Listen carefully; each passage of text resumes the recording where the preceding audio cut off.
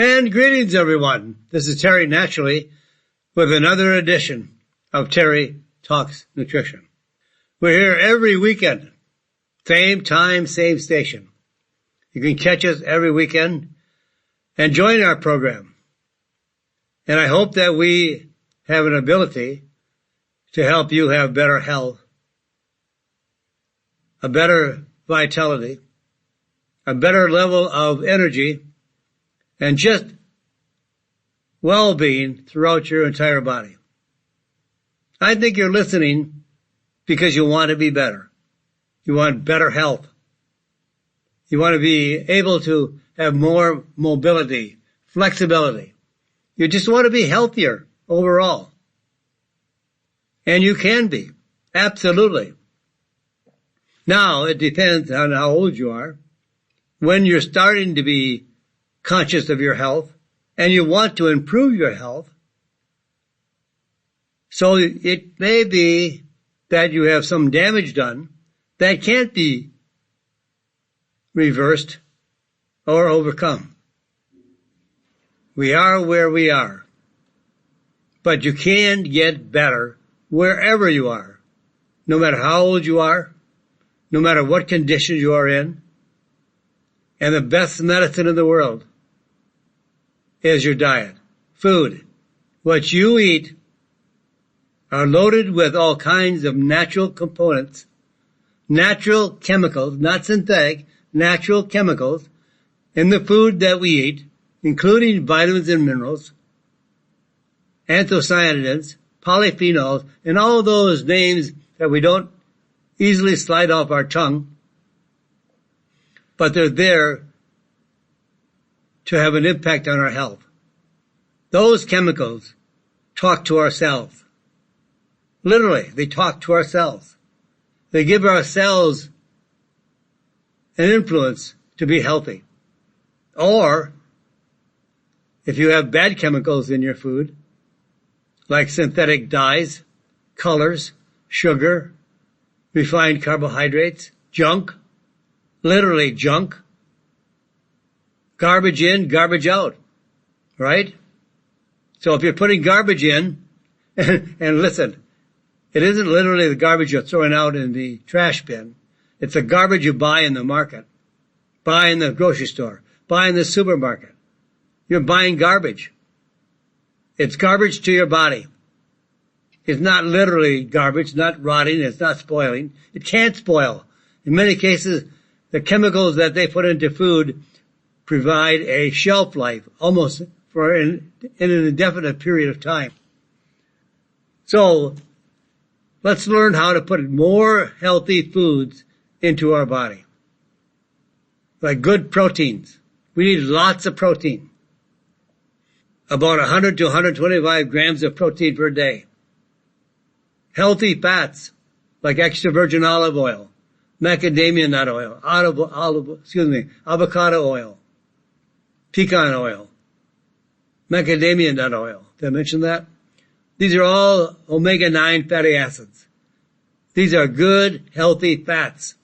Vegetable oils are not healthy, and they're highly refined and processed. They're produced under high levels of pressure and heat, destroying the oil. And then they use chemicals to bleach it, to deodorize it. These vegetable oils are very high in omega-6 fatty acids, which are pro-inflammatory compounds. We can make ourselves healthier if we know what to choose.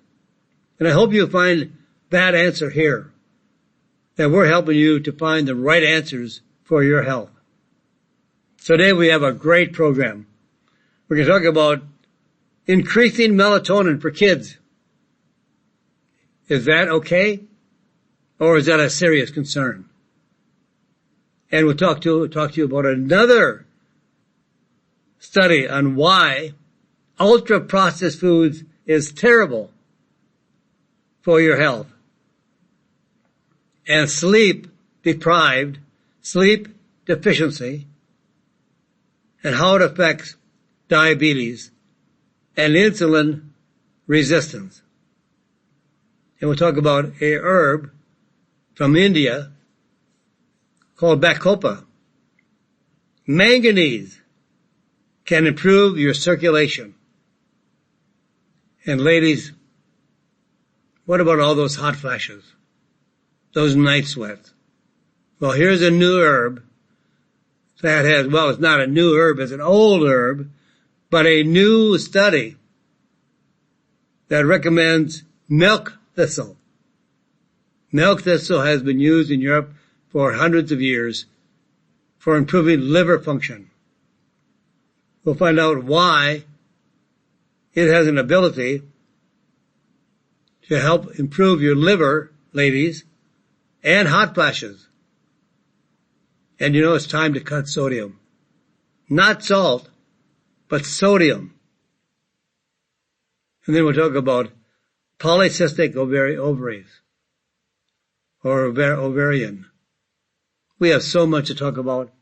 But one thing that I really do want to talk about is my Christmas wish. This is the most wonderful time of the year.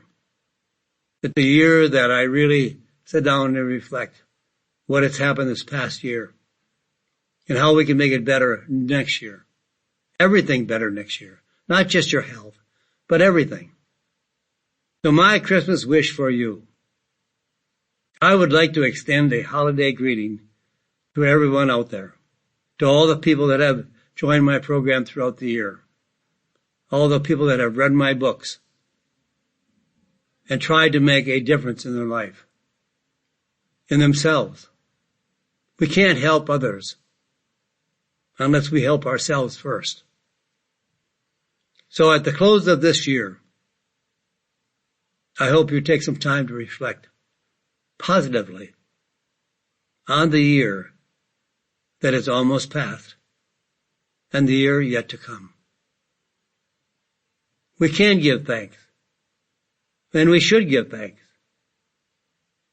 God sometimes blesses us so much. I know in my life, God and His Holy Mother has blessed me so much this past year and all through my life, and I don't deserve it. But we are children of God, and as we have children, we want the best for them. God wants the best for us. So we can give thanks for our successes, for our health, and to look forward to our plans for the future. While I celebrate this season because it marks the birth of Jesus Christ, the Son of God, I believe there is a sense of rebirth in each one of us and a recognition that we are blessed and beyond blessed and so fortunate. Many times we don't deserve all those blessings. But God loves us so much and cares for us so much that He blesses us even though we don't deserve it. So through this year and through the next year, I think it's time we believe in caring for others, guiding people to better health.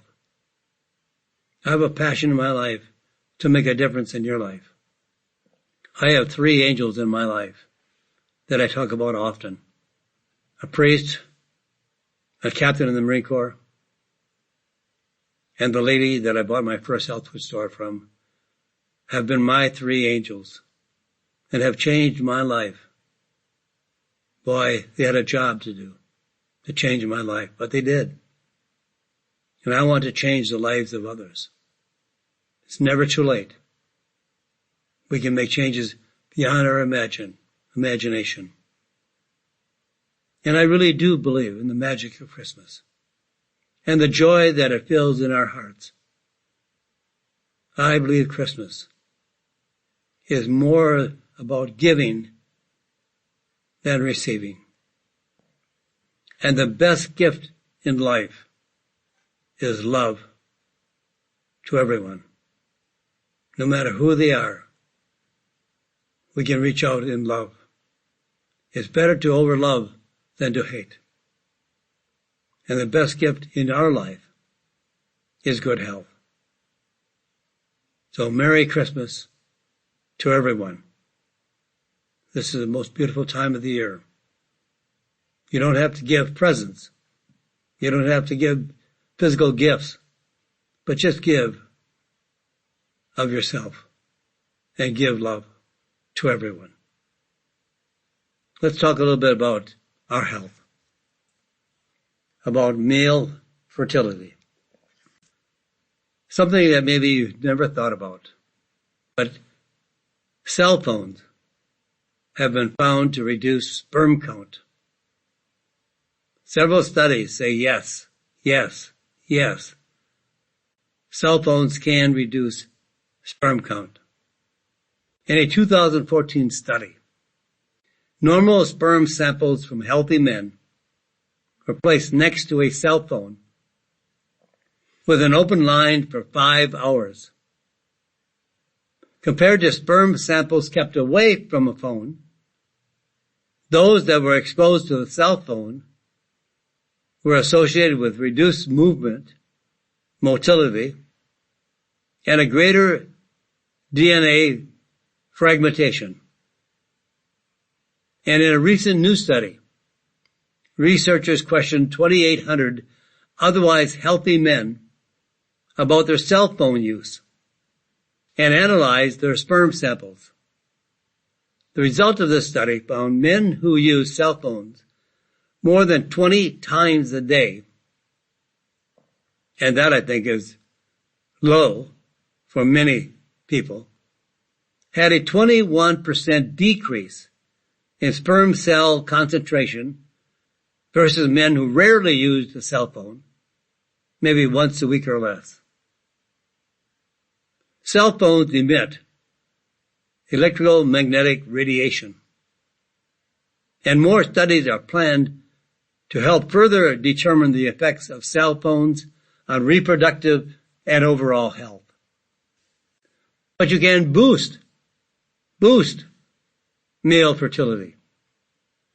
And we're talking about ashwagandha, an Indian herb commonly called Indian ginseng, because ginseng does not grow in India. It's never found in all the plants, spices, botanicals in India. Ashwagandha is their Indian ginseng. And we'll talk about CoQ10. Ashwagandha, one of my favorites, reduces stress and increases libido, sperm count, and sperm motility. After 90 days of supplementation with ashwagandha in men with infertility, sperm count increased 167%. Motility increased by 57%. And testosterone levels went up 33%. This is a very special form of ashwagandha. It's standardized at 35%. This is a rare form of ginseng through a very unique method of processing has been able to increase free testosterone by 33%. Better than a drug. Now the dosage for ashwagandha, 150 to 300 milligrams daily. Standardized to ethylenolyzed content.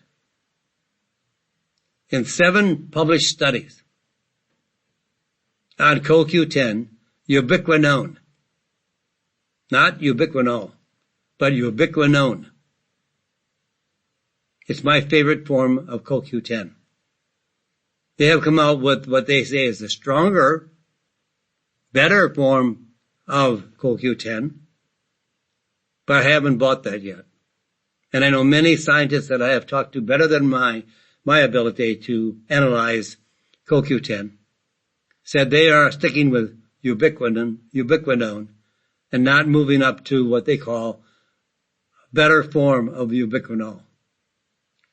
Anyway, the CoQ10 ubiquinone increases total sperm count by 18% and a 50% increase in forward movement.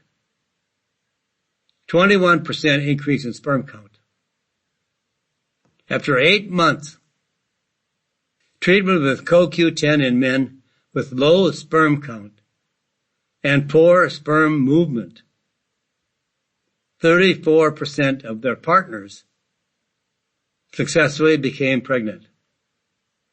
Studies used dosages ranging from 100 to 300 milligrams daily. There are 2 very wonderful forms of ashwagandha and CoQ10 to increase and ensure stability and absorption into the cellular level. Both of these unique compounds, ashwagandha and CoQ10, are blended with a starch compound called gamma-cyclodextrin. It's a starch that binds to ashwagandha and CoQ10 and substantially increases the absorption. Ashwagandha by up to 8%. So 100 milligrams would then represent about 800 milligrams of standard ashwagandha.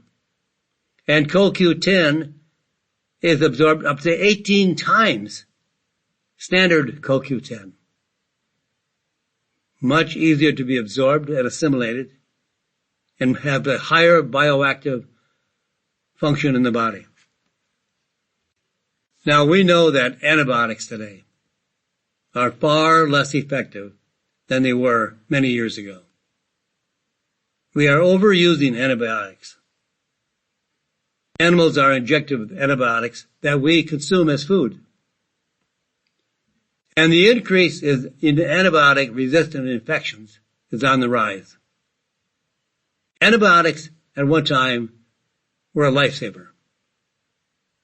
But antibiotics used today to treat common illnesses, frequently affecting children, are now less than 50% effective than they were years ago. 50% less effective. And many of the forms of bacteria have built up a resistance that the antibiotics are not able to kill off. And the worst effective regions for less effectiveness is in Southeast Asia. But now we find that antibiotic resistance is starting to skyrocket in the U.S. Bacteria are living organisms. They're live bugs that are constantly evolving. And when we use antibiotics, or when doctors prescribe antibiotics, those bugs want to thrive. They want to live, survive. So they find a way to resist the antibiotics, and they become stronger. So antibiotics have to get stronger in order to have an effect on the stronger forms of bacteria or higher dosages. Those that are highly sensitive to medication, the bugs will die. But those that are not will survive and replicate, grow, multiply. They're living. They want to survive. In the United States, 2.8 million people every year develop antibiotic-resistant infections. Nothing works. No matter what antibiotic they use, or how much of the antibiotic they use, or how many times of the antibiotics they use, the antibiotics cannot kill off the infectious bugs. Doctors can use stronger and more stronger antibiotics, but these drugs have major side effects. Major side effects, including hearing loss and kidney damage. Now there is a new superbug causing ear infections. Doctors in New York did further testing with children with ear infections, and they found they did not get better after several treatments with antibiotics. They discovered that the kids had a new superbug infection that were resistant to every approved antibiotic for kids. All 18 drugs did not work on ear infection for kids. The doctors finally cured the kids by giving them a very strong antibiotic only approved for adults. But now, however, there is a totally natural antibiotic that has been proven to reduce the duration and the severity of ear infection in kids with no side effects, no issues with resistance. Kills every one of the bugs. And that substance is Propolis. P like in Peter, R like Robert, O like Olive, P like Peter, O like Olive, L-I-S, Propolis. Has been used safely by kids as young as 1 year old to reduce the severity and speed recovery from ear infections and other upper respiratory tract infections. All kinds of infections. It's a very powerful, natural, it's gathered from plant life. Bees use it to protect their hive from infection or contaminants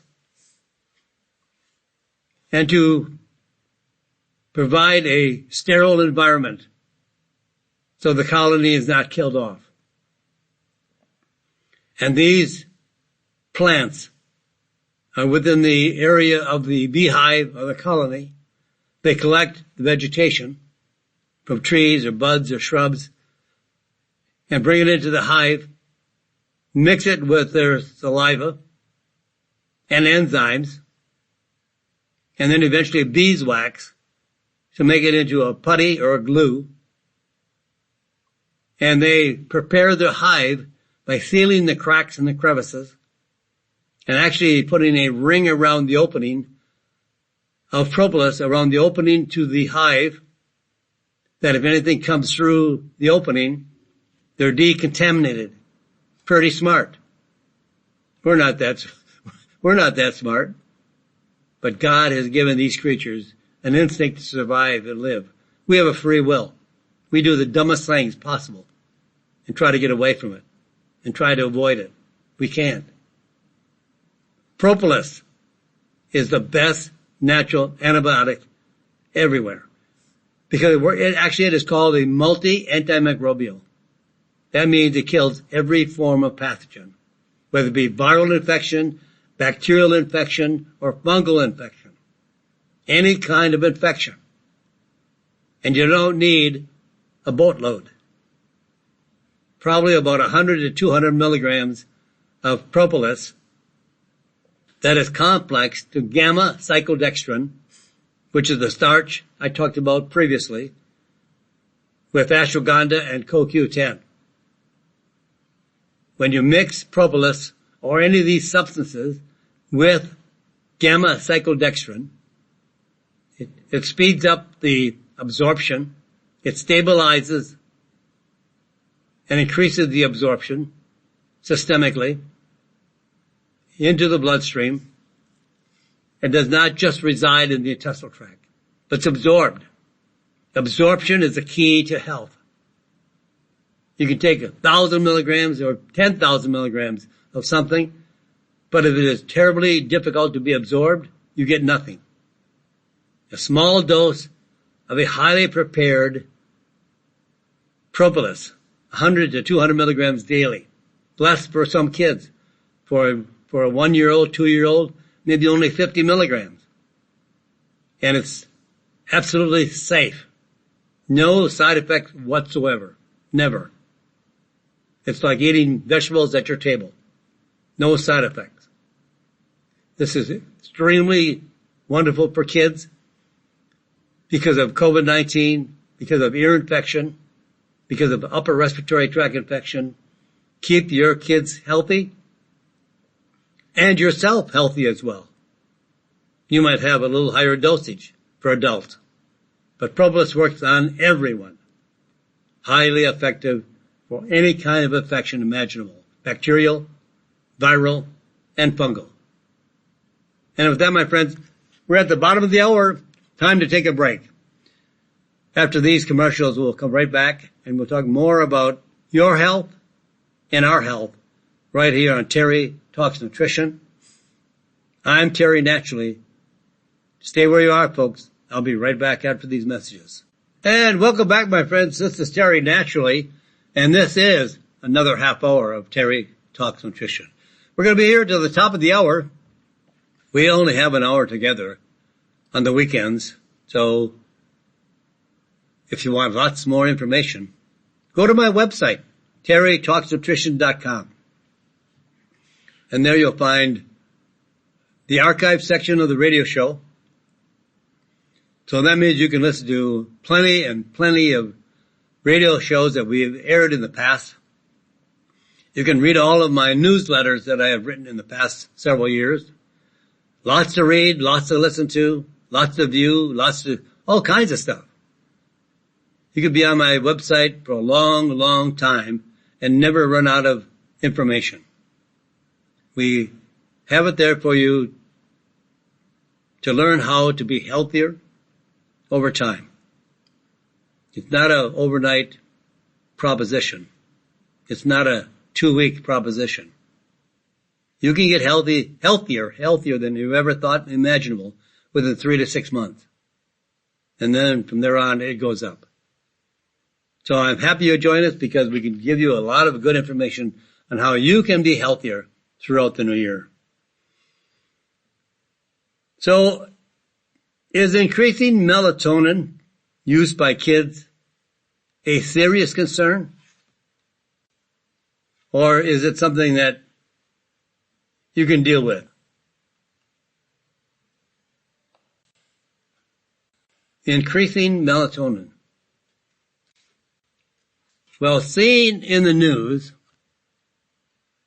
soaring melatonin use among U.S. children is a serious concern. Experts warn. A new survey of 1,000 parents find that 6% of kids ages 1 to 4 have been given melatonin in the past. Many news outlets have given the story a scary headline. They love to fear and to instill you with fear. Well, is melatonin used in kids dangerous? That was their headline. Is melatonin used in kids dangerous? Well, I'll tell you what.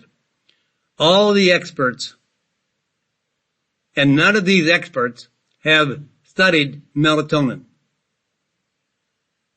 Drug companies want melatonin. They want to make it into a drug. It is that valuable. And all of the experts that have studied melatonin, such as Dr. Russell Richter at the University of Texas, San Antonio, says no. All the data says no, melatonin is not dangerous for kids. For example, in a study using melatonin as an add-on treatment for seizures in infants 4 to 11 months, the babies had better sleep, fewer seizures than babies who were not given melatonin, and all with no adverse effects or side effects. So what is the concern? Well, poor quality products, and we find them on the market more and more every day. Contaminated products, counterfeit products, adulterated products, spiked products with drugs, and they're called natural, Be careful what you buy. Buy only from a reputable, trusted company. So, getting past the poor quality of products, in a study of 25 melatonin products published earlier this year, and these were gummies, 22 of them did not meet their label claims for melatonin content. Now, these were just 22 out of 25. Only 3 were quality products.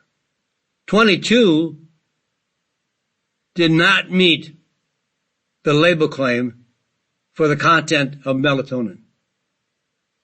1 product had 0 melatonin, but did test positive for CBD.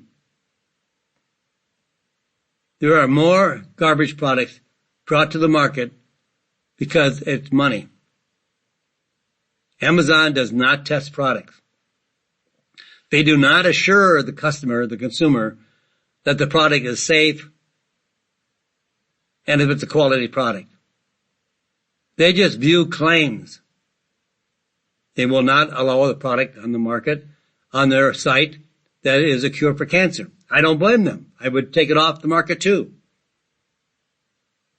But they don't examine or lab test or view any contents of a product. Now, a 0 content, they're selling that product. Be careful what you buy online. Another of the products out of these 25 had more than triple the amount of melatonin listed on the label. There's no quality control. They do not follow GMPs, good manufacturing practices. These are junk companies, all out there looking for a buck. Because more and more people are wanting to be healthy. More and more people are buying healthy products or products for their health. So be careful of what you buy. And here's another study I could not pass by. When I read the study, I just knew I had to share it with you. And here's another study on why ultra-processed foods are terrible for your health. Ultra-processed. What does that mean? Ultra-processed is ultra bad for your health. Actually, what it means is that industrial formulations, not nature or natural. They're industrial formulations made with minimal or no whole foods and produced with additives, sugars, colors, flavors, chemical preservatives like sugar breakfast cereals, white bread, bacon, hot dogs, packaged cookies. And researchers collected food diaries from over 250,000 healthy people and then followed them up with 10 to 11 years later. And the results they found was the higher the intake of ultra-processed foods, the greater the risk of having multiple chronic diseases at the same time, especially cancer, heart disease, stroke, and diabetes. Look, folks, if you shop the outside perimeter of the store, that usually means where the fruits, vegetables, berries, and fresh foods are sold. And then you can go into the dairy section. Cheese, milk. Too bad we can't sell raw milk. That's a shame. Less people die from raw milk than any other form of death. But when you start shopping the inner aisles, where everything is boxed, packaged, those are ultra-processed foods. And the biggest risks were from artificially and sugar-sweetened beverages. You're taking a risk every time you eat a packaged food. Yes, I know it's more convenient. It's probably cheaper. It probably takes less time to prepare. And everybody is so busy today, working 1-2 jobs every day, taking care of the kids, running to day school, daycare, taking kids to dance, taking kids to athletics, whatever. I know everybody is busy. But listen, you can't be too busy when it comes to your health. Your health comes first. A previously published study found that women, listen ladies, women who drank one or more sugar-sweetened drinks a day had an 85% increased risk of liver cancer and breast cancer. 85%. Just one drink a day. Some drink more, but just one sweetened drink a day.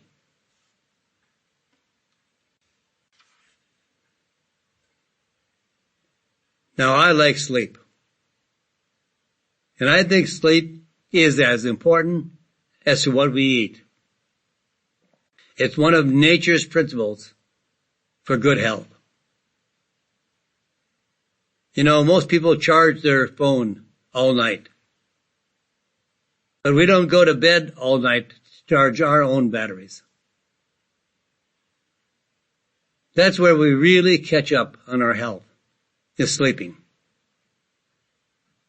In all the studies I've seen, the ideal amount of hours of sleep is 9 hours. 8 is okay. 9 is better.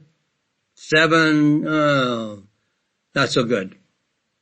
And some people get by on 5 and 6 hours. Well, you can only do that so long. And maybe you think you have a disease and why? Well, maybe it could be because you didn't sleep well or didn't have enough sleep. And now we're finding that sleep deficiency is tied into having diabetes type 2. The importance of sleep is extremely important for regulating blood sugar levels and A1C. Most studies on the health effects of a lack of sleep have been on men. In a new study, researchers recruited women between the ages of 25 and 75 with normal sleep and blood sugar levels, but who had one or more risk factor for type 2 diabetes, including obesity and heart disease.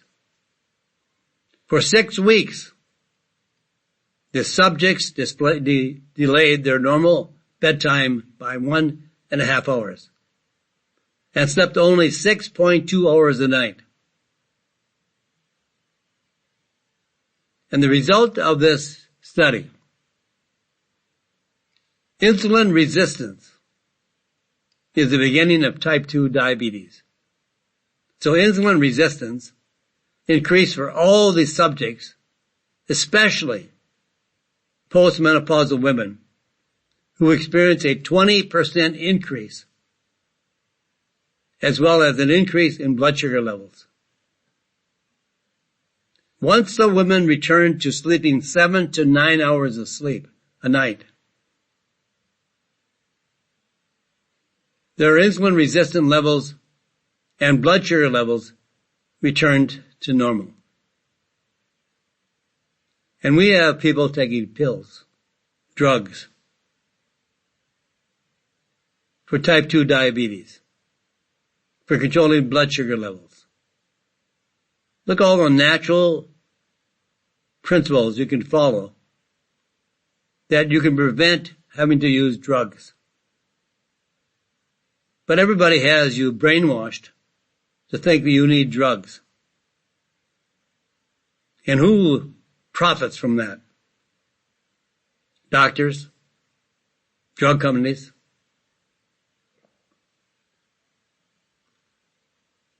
Doctors would never believe that eating less sugar and getting a good night's sleep of 7 to 9 hours a night would control your blood sugar level without drugs. When a doctor diagnosed an individual with high blood sugar levels, they immediately think type 2 diabetes because they know you're producing insulin, so you're not a type 1, you're type 2. And they automatically prescribe a drug. Why don't they just offer some advice and say, you're eating too darn much sugar because you have a lot in your blood. Where can it come from? Only because you make it available to your body and it gets into your bloodstream. It's just a natural process. Too much sugar in the blood means too much sugar in your body. That means you are eating too much sugar. It's not, it's not rocket science. It's just common sense. If you've got a lot of sugar in your bloodstream, you are eating a lot of sugar. That means carbohydrates. That means bread, pasta, cakes, pies, whatever, and sugar-laden beverages. And these coffee drinks with 16 teaspoons of sugar per drink. Holy cats. Well, you wonder why you have so much blood sugar? Because you are eating too much sugar. That's just a normal common sense. Stop eating sugar. Reduce the level of carbohydrates. Get a good night's sleep. And you don't have to take drugs. Now, I'm not telling you not to take drugs, because if your doctor prescribed the drug, I'm not a doctor to tell you not to take a drug. But if we have some common sense, it's just because you're eating, and I don't eat any sugar at all. Nothing. So somebody else is eating my sugar because the amount of sugar that we eat on a national average is based on every person in the population. So someone is eating my sugar. I hope somebody is eating your sugar, because you are not eating sugar. Now, we talked about ashwagandha, an Indian herb called Indian ginseng. There's a lot of herbs that come from India. I just got back from India a couple of weeks ago. And I love going to India. I have so many friends there. And I have been there, 12 to 18 times in the last 10 years. You can watch the vegetation grow. I mean, not literally, but they have so much perfect weather. They have a lot of humidity, a lot of moisture, a lot of sunshine, a lot of hot summers, that all the spices and herbs and botanicals grow like crazy. Not only ashwagandha, but many others as well. And one other that I like too is called Bacopa. B like boy, A like apple, C like Charlie, O like olive, P like Peter, A like apple. Bacopa. And now a new study came out on Bacopa because primarily it's used for brain function, for increasing the ability to concentrate, to focus, to think. But now they have studied a new reason for using Bacopa, and that's for Parkinson's disease. Bacopa is a plant that has been used for centuries in traditional Ayurvedic medicine, where it is thought to be especially beneficial for brain function and the nervous system. A new study just recently looked at the effects of Bacopa supplementation in patients with Parkinson's disease. Parkinson's disease is a progressive disorder that affects the nervous system, leading to difficulty with movement, including stiffness and tremors, mood changes, including anxiety and irritability. 20 people in a study of Parkinson's disease was given 450 milligrams of Bacopa or a placebo daily for 3 months. The result of this study showed that Bacopa versus placebo in the patients taking Bacopa saw an improvement in their emotional stability, emotional symptoms, and motor coordination after their first month of use. And doctors can't do anything for Parkinson's disease. And with continued improvement, even at the end of 3-month study, they were getting better the longer they took Bacopa. And here are some of our brain benefits from Bacopa. Modern research shows Bacopa can increase brain compounds associated with learning and memory. It protects brain cells from free radical damage, called oxidative stress. Oxidation. You know, metal oxidizes.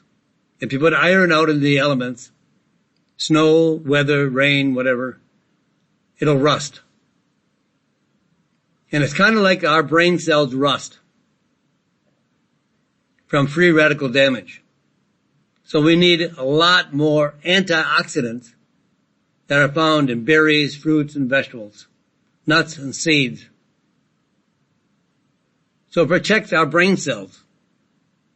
Bacopa protects our brain cells from free radical damage and reduces anxiety.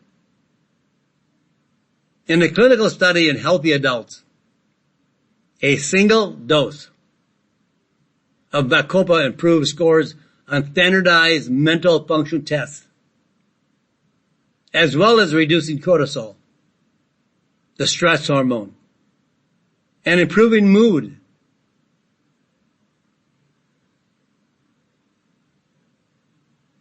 And the key compounds in Bacopa are called bacosides. So look for extracts that are standardized to 20% bacosides. This is a very powerful, effective antioxidant for brain function, mental function, and Parkinson's disease.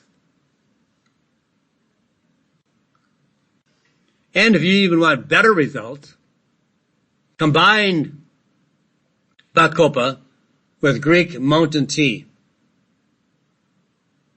Greek mountain tea is another herb with a long history of use for memory